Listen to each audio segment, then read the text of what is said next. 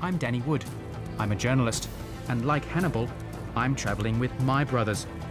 Ben, a computer expert, and Sam, an archaeologist. Hannibal marched with over 100,000 soldiers, armed with swords, spears, and 37 elephants.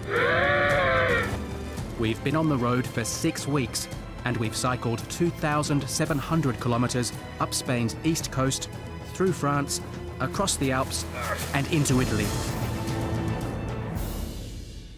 Hannibal made the first move. He attempted to break the Roman lines with a terrifying elephant charge. They thundered down on the Roman infantry. But Scipio had trained his men well. As the elephants approached, they opened lanes in their ranks to let them thunder into great valleys of death. Some were killed under a deadly hail of javelins, but most turned and stampeded back, crushing Hannibal's own cavalry underfoot. Now their infantry clashed, and for a time the contest seemed evenly matched. But Scipio was using Hannibal's own trademark tactics against him. His cavalry surprised the Carthaginians with a pincer movement from the rear. Hannibal's men were surrounded and slaughtered.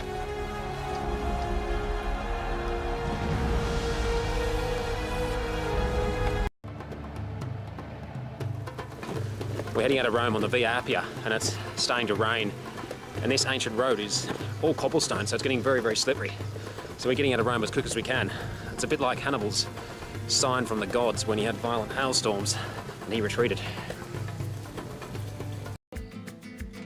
So we're using a lot of modern technology to find our way along Hannibal's trail. We plot our route online and transfer it to our little GPS units and trust that they'll tell us the right way to go. Now, of course, this is completely different to how Hannibal would have navigated his way through enemy territory. He had guides, and this is our little guide. Fabius posted 4,000 men at the entrance to the Valley of Caligula. They waited to ambush Hannibal's army. But Hannibal was always 2 steps ahead of the Romans. He anticipated the trap and devised his own plan to outmaneuver Fabius. Of course, I'm all in favour of the eldest child coming out on top. But my younger brother Ben has other ideas. So would you refute the claim that the firstborn Carthaginian child was sacrificed? I think by the time it was Hannibal, it was a goat. Yeah. Oh, was it a goat? Yeah. Well, that's quite good. What, Yeah. the firstborn was a goat?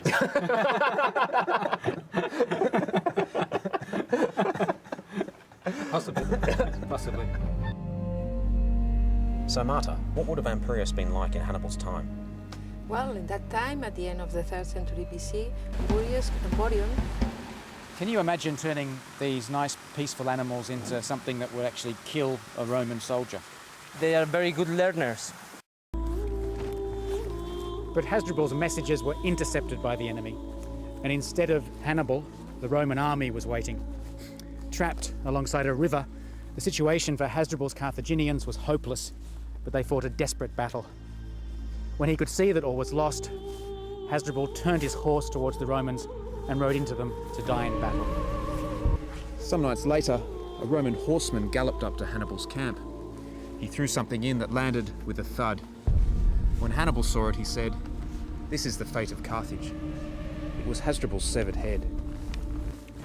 2 years later, Hannibal's youngest brother Mago arrived with reinforcements in northern Italy. He too was hunted down by the Romans and wounded in battle. He managed to escape in a boat to Carthage, but died before reaching home. In the next program, we cross the Rhone. The gloves are off in a race to the top of Mont Ventoux.